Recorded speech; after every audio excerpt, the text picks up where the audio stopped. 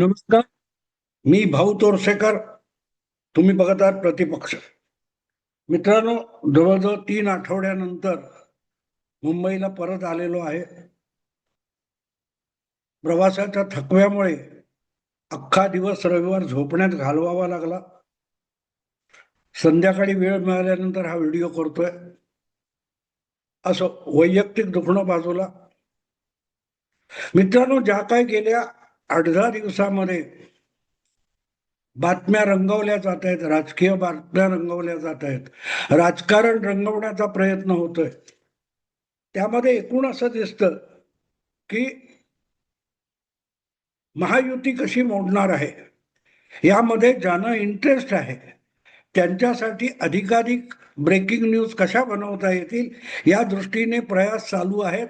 आणि जेव्हा तुम्ही ते प्रयास करता तेव्हा तुम्हाला तशा ब्रेकिंग न्यूज सापडणार. त्या बातम्या खऱ्या ठरो न ठरो त्याला महत्व नसतं. ब्रेकिंग न्यूज किंवा खळबळ माजवणाऱ्या बातम्यांचं वैशिष्ट्य असं असतं की ती त्या दिवसापुरती, त्या तासापुरती किंवा त्या एका आठवड्यापुरती महत्वाची बातमी असते आणि नंतर लोक विसरून जातात.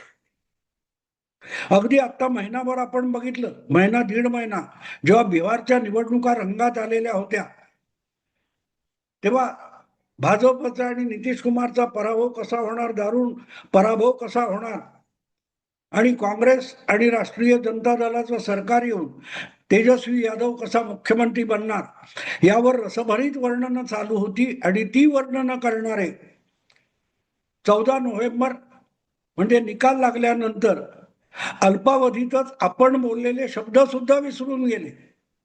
असो, त्यामुळे ब्रेकिंग न्यूज हा माझा विषय नसतो. हा पण त्यातून जो काय माहोल बनवण्याचा प्रयत्न होतो तो माहोल सामान्य माणसाला कळावा यासाठी मी माझं विश्लेषण करत असतो.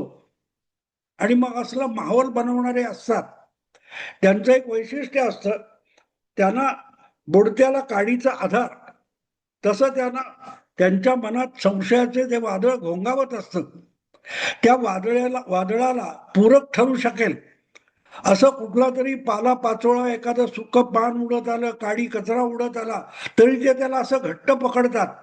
आणि त्या हॅरी पॉटरच्या सिनेमातला तो पोरगा तसा झाडूवर बसून अवकाशामध्ये झेपावत असतो, तसे हे लोक झेपावायला लागतात की झाली महायुती संपली. मी 2 दिवस ऐकत होतो, शेवटी मला या बातमीचं ओरिजिन कुठे शोधावं लागलं. तर कुठेतरी भारतीय जनता पक्षाचे प्रदेश अध्यक्ष रवींद्र चव्हाण यांचं एक वक्तव्य आहे की मला 2 तारीख पर्यंत युती टिकवायची आहे. आता 2 तारीख पर्यंत युती टिकवायची म्हणजे काय, तर 2 तारीखला महाराष्ट्रात चाललेल्या ज्या नगरपालिका नगर परिषदांच्या निवडणुका आहेत त्या स्थानिक संस्थांच्या निवडणुकीतले जे 3 टप्पे किंवा 4 टप्पे होतील त्यातला पहिला टप्पा आहे. आणि तो टप्पा ओलांडण्यापूर्वी महायुतीमध्ये म्हणजे अजितदादा, एकनाथ शिंदे, देवेंद्र फडणवीस यांच्या 3 पक्षांची जी महायुती महाराष्ट्रात सरकार बनवून सत्ता राबवते त्या 3ही पक्षामध्ये काहीतरी भयंकर वितुष्ट निर्माण होऊ नये. 2 तारीखला मतदान आहे, याचा अर्थ ते मतदान संपलं की आपोआपच त्या त्या नगरपालिका आणि त्यांच्या निवडणुकीच्या निमित्ताने उडालेला जो धुरळा आहे तो खाली बसणार आहे. आणि त्यानंतर अवघ्या 24 तासामध्ये मतमोजणी होऊन जी काय रणधुमाळी महिनाभर चालली तिचा धुरळा खाली बसणार आहे. तो बसायला परत 2 दिवस लागतील, 3 दिवस लागतील. पण त्यानंतर या स्थानिक संस्थांच्या निवडणुकांचा दुसरा टप्पा सुरू होईल. त्या कदाचित त्यामध्ये जिल्हा परिषदा, तालुका पंचायतींच्या निवडणुका असतील किंवा महापालिकांच्या निवडणुका असतील. तेव्हा या निवडणुकांच्या निमित्ताने जी भांडणं वगैरे आपसातली स्थानिक पातळीवरची पेटलेली आहेत आणि त्यामध्ये राज्य पातळीवरचं किंवा केंद्र पातळीवरच्या नेतृत्वाला आणि पक्षाला सुद्धा ओढण्यासाठी बातम्या रंगवल्या जात आहेत. त्या बातम्या रंगवल्या जात असताना त्याचा जो परिणाम जनमानसावर होतो, त्या जनमानसाला फार विस्कटू द्यायचं नाही. आणि महाराष्ट्रातली सत्तेत बसलेली 3 पक्षांची युती व्यवस्थित आहे हे दाखवण्याची एक कसरत त्यातल्या सगळ्यात मोठ्या पक्षाच्या प्रदेशाध्यक्षाला करावी लागते. आणि तो प्रदेशाध्यक्ष जर रवींद्र चव्हाण असेल तर त्याला 2 तारीख पर्यंत युती टिकवायची आहे, म्हणजे युती अबाधित आहे हे दाखवण्याची कसरत करायची आहे. तेव्हा रवींद्र चव्हाण हे जे काय वक्तव्य केलेले आहे त्यांनी किंवा ते जे काय बोललेले आहेत त्याचा संदर्भ घेऊन ती 2 तारीख मोजावी लागते. नाही तर 2 तारीखला झालं, 2 तारीखला मतदान संपलं आणि महाराष्ट्राचं सरकार कोसळलं. अरे तुम्ही समजता जेवढे एक ब्रेकिंग न्यूज देताना आपण जग जिंकलं, तेवढे राजकारणातले लोक मूर्ख नाहीत. मग ते सत्तेत बसलेले असोत किंवा विरोधी पक्षात बसलेले असोत. कदाचित विरोधी पक्षात बसलेल्या सामान्य कार्यकर्त्याला किंवा विरोधी पक्षांच्या समर्थकांना असल्या खुलचट बातमीने काही काळ फुलो राहील, पण तो टिकणार नाही, तो निकालानंतर गळून पडणार. पण तोपर्यंत आपले समर्थक असलेले पण काही कारणासाठी त्या त्या नगरपालिका नगर परिषद क्षेत्रामध्ये आपल्यावर नाराज असलेले जे कोणी मतदार लोक असतील, कार्यकर्ते असतील, त्यांची मनस्थिती बिघडू नये याची काळजी घेणं म्हणजे युती टिकवणं असतं. अनेकदा आपण बघतो की शिंदेच्या पक्षातले कार्यकर्ते हे हिरिरीने मोदींचं समर्थन करतात, देवेंद्र फडणवीसांचं समर्थन करतात. अजितदादांच्या पक्षातले लोक तेवढ्याच तावातावाने शिंदेचं किंवा फडणवीसांचं समर्थन करतात. आणि भाजपचे लोक सुद्धा शिंदे गटाचं किंवा अजितदादा गटाचं समर्थन करत असतात. ती युती असते. हे जे मनोमिलन, ज्या मनोमिलनाने तिन्ही पक्षांच्या सामान्य तळागाळापासून मध्य पातळीवरच्या नेतृत्वापर्यंत जे लोक आहेत त्यांच्या मनोमिलनाने 233 जागा विधानसभेत जिंकून दिल्या, त्याला युती म्हणतात. युती याचा अर्थ 2 उपमुख्यमंत्री आणि 1 मुख्यमंत्री हे एकत्र मंत्रालयात बसतात, बैठका करतात, शपथविधी करतात, त्याला युती म्हणत नाहीत. आपसात बसून जागा वाटून घेतात, त्याप्रमाणे त्यांच्या त्यांच्या समर्थकांना मंत्रीपद वगैरे मिळतात किंवा इतर सत्तापद मिळतात, त्याला युती म्हणत नाही. आणि तसली युती किंवा तसली आघाडी कुठलीही निवडणूक जिंकून देत नसते.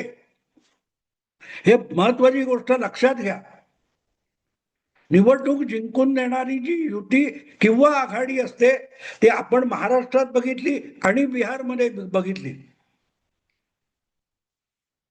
जागा वाटपामध्ये बेबनाव होत होते, वादावादी होत होती, पण त्याची जाहीर चर्चा फारशी होत नव्हती.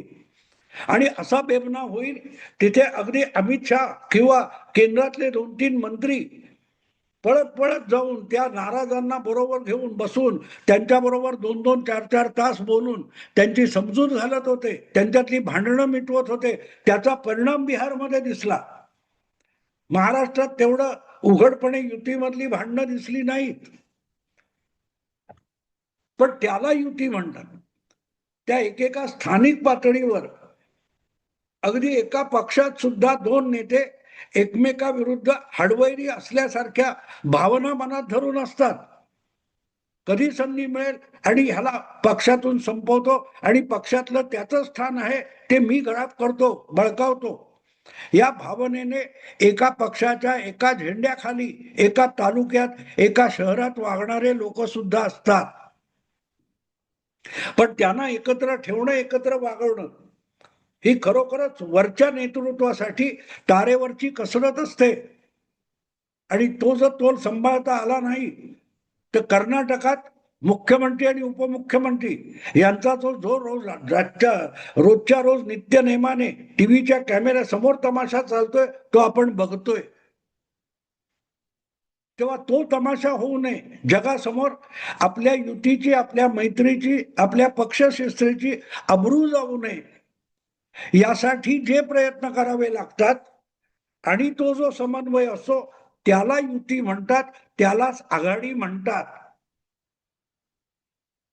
अगदी आता बघा, राज ठाकरे उद्धव ठाकरे या दोन ठाकरे बंधूंच्या दोन पक्षांची युती होणार आणि ती महापालिका आणि कुठच्या असतील त्या महाराष्ट्रातल्या सगळ्या निवडणुका जिंकणार म्हणून गेले 4 महिने बुडबुडे उडवले जात आहेत.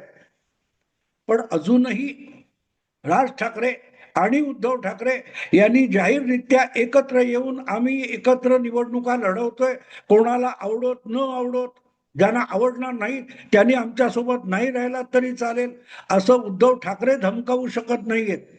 आणि दुसरीकडे राज ठाकरे छाती ठोकून काँग्रेस बरोबर असो नसो मी आणि माझा चुलत भाऊ एकत्र येऊन जागा वाटप करून भाजपला महायुतीला पाणी पाजल्याशिवाय राहणार नाही असं राज ठाकरेंनी अजून म्हटलेलं नाही.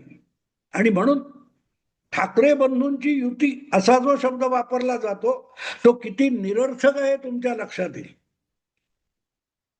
जी युती झालीच नाही ती पत्रकार आपल्या ब्रेकिंग न्यूज मधून टिकवायचा प्रयत्न करतायत आणि जी युती आहे वर्षभर राज्यामध्ये सरकार राबवते आहे अशी महायुती मला 2 तारखेपर्यंत टिकवायचे असं जेव्हा रवींद्र चव्हाण म्हणतात तेव्हा त्याचा अर्थ हे सगळे बाकीचे संदर्भ जोडून लक्षात घ्यावा लागतो, समजून घ्यावा लागतो आणि समजला तर तो सांगता येतो. पण 2 तारीख पर्यंत टिकवायचे म्हणजे 2 तारीख नंतर मोडायचे हा परत आपणच आपला अर्थ काढलाय. काय म्हणाले रवींद्र चव्हाण, 2 तारीख पर्यंत मला युती टिकवायचे, याचा अर्थ 2 तारीख नंतर खुद्द रवींद्र चव्हाणच महाराष्ट्रातली 3 पक्षांची युती मोडून टाकणार आहे. या निष्कर्षावर तुम्ही आलात. मित्रांनो, मी एक खूप जुना किस्सा तुम्हाला जाता जाता सांगतो. एका मृत्यूपत्राचं गाजलेलं प्रकरण मी पत्रकार नौखा होतो तेव्हाच आहे. आणि ते मृत्यूपत्र आणि ती मालमत्ता बळकावण्यासाठी जे काही प्रयत्न झाले ते हायकोर्टाच्या एका निकालामुळे हाणून पाडले गेले. आणि त्यानंतर ज्यांची बाजू जिंकली होती त्यांच्या वतीने एक छोटीशी पार्टी झाली. त्या पार्टीमध्ये मी होतो. तेव्हा मी त्या सॉलिसिटर जे होते ज्यांनी हा खटला लढवला होता, मी त्यांना म्हटलं की हे मृत्यूपत्र जर खोटं ठरलंय तर खोटं मृत्यूपत्र बनवण्याबद्दल शिक्षा किंवा खटला नाही का? त्यांना का नाही शिक्षा झाली? मृत्यूपत्र तुम्ही कोर्टात खोटं ठरवून घेतलं, पण मग बनवणारे काय? ज्यांनी दावा केला होता की ह्या मृत्यूपत्रामुळे ही प्रॉपर्टी आमची आहे, तेव्हा त्या सॉलिसिटरनी माझ्या ज्ञानात भर घातली. सुदैवाने ते घटना तज्ज्ञ वगैरे नव्हते, सामान्य सॉलिसिटर आणि वकील होते. ते म्हणाले की हे निकाल सुप्रीम हायकोर्टाचा जो आहे त्यांनी म्हटले इट्स अ डाऊटफुल डॉक्युमेंट, म्हणजे हे मृत्यूपत्र हे संशयास्पद दस्तावेज आहे आणि म्हणून त्यावर विसंबून एका बाजूला प्रॉपर्टी देता येत नाही. मृताचे वारस आहेत त्यांच्याकडेच तो अधिकार राहील, कारण त्यांना न देता काही ट्रस्टी बनवले आहेत आणि त्या ट्रस्टींसाठी हा सगळा भाग सोपवलेला आहे असा जो दस्तावेज कोर्टासमोर आणलाय तो संशयास्पद आहे. पण मी म्हणालो संशयास्पद म्हणजे खोटा आहे. ते म्हणाले नाही, संशयास्पद वेगळं आणि खोटं वेगळं, आणि त्यामुळे याच्यावर विसंबून आम्ही निकाल देत नाही, हा खोटा आहे असं त्यांनी म्हटलेलं नाही, त्यांनी संशयास्पद म्हटलंय. त्यामुळे तो खोटा ठरवण्यासाठी एक स्वतंत्र खटला करावा लागेल आणि त्यात खोटं पडलं तो खोटा दस्तावेज आणणारे आणि बनवणारे यांच्यावर गुन्हेगारी फौजदारी खटला होऊ शकतो. तेव्हा तो संशयास्पद ठरला म्हणजेच खोटा ठरला, हे जे माझ्या डोक्यात त्या कोवळ्या पत्रकारितेच्या वयामध्ये होतं ते त्यांनी पुसून टाकलं. 2 तारीख पर्यंत युती टिकवायचे याचा अर्थ 2 नंतर मोडायची आहे, हा तुम्ही तुमचा काढलेला निष्कर्ष आहे. रवींद्र चव्हाणांनी तसं म्हटलेलं नाही. पण विचारतो कोण रवींद्र चव्हाणला? ते शिवसेना भाजप, शिवसेना शिंदे, उद्धव ठाकरे वगैरे हा खटला सुप्रीम कोर्टात चालू होता चंद्रचूड यांच्या समोर. तेव्हा आठवतं सॉलिसिटर जनरल जे आहेत तुषार मेहता त्यांनी एक शेर म्हटला होता आणि चंद्रचूड यांनी त्याला सांगितलं परत सांग, मी लिहून घेतो, आणि त्यांनी तो लिहून घेतला होता. दुरिया बड़ी तो गलत फहमिया बड़ी, दुरिया बड़ी तो गलत फहमिया बड़ी, उसने वो भी सुन लिया जो मैंने कहा भी नहीं.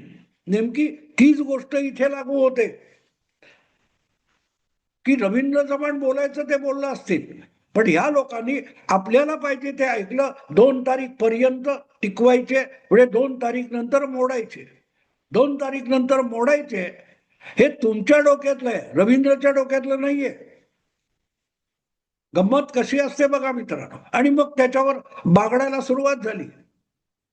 कारण हाही आत्ताची काय 288 नगरपालिका नगर परिषद निवडणुका आहेत, तिथली लढत मतदान हे 2 डिसेंबरला असेल, तर ते आरोप प्रत्यारोप जे काय भांडणं वगैरे होतील हे सगळे 2 तारीख पर्यंत चालतील. 2 तारीखचं मतदान संपलं की त्यांचा पक्ष त्यांचा, आमचा पक्ष आमचा, आणि आम्ही परत एकत्र नांदायला मोकळे आहोत.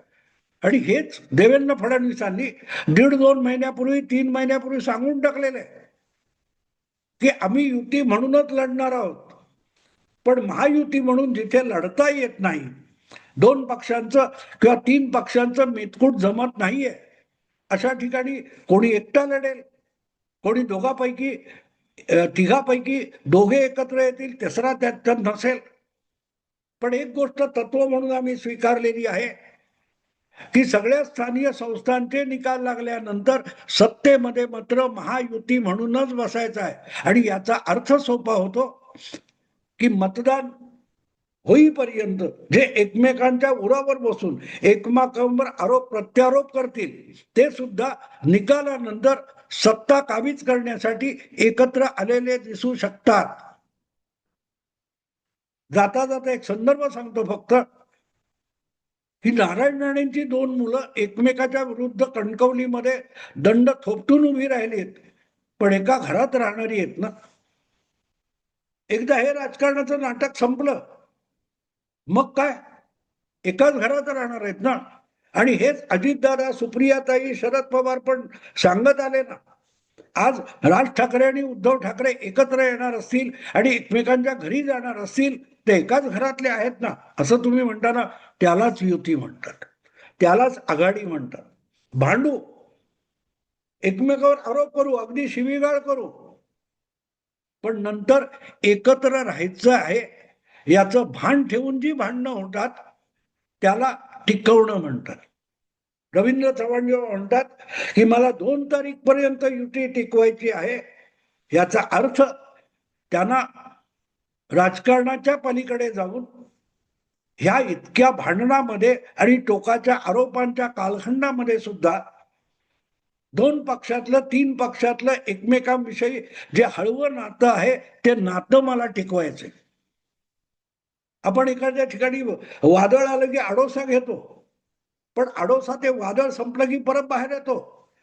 तसं आरोप प्रत्यारोप आणि शिवीगाळ जी असेल ती चालू होईपर्यंत मला युती टिकवणं आवश्यक आहे. त्याच्यानंतर युती टिकवायची गरज नाही, युती असणारच आहे, असाही रवींद्र चव्हाण यांच्या म्हणण्याचा अर्थ होतो. आणि त्यासाठीच तर देवेंद्र फडणवीसांनी आपला हा लाडका मंत्री सरकार बनवताना, आपण मुख्यमंत्री होताना सरकारपासून बाहेर ठेवला आणि त्याला प्रदेशाध्यक्ष केलेलं आहे. तेव्हा रवींद्र चव्हाण काय बोलतात आणि कुठले संदर्भ आहेत हे सगळं लक्षात घेतलं तर उलगडता येतं. पण ज्यांना समजून घ्यायचं नाहीये त्यांनी बागडावं. मी थांबतो. आवडलं लाईक करा, शेअर करा आणि प्रतिपक्षाला सबस्क्राईब करा. नमस्कार.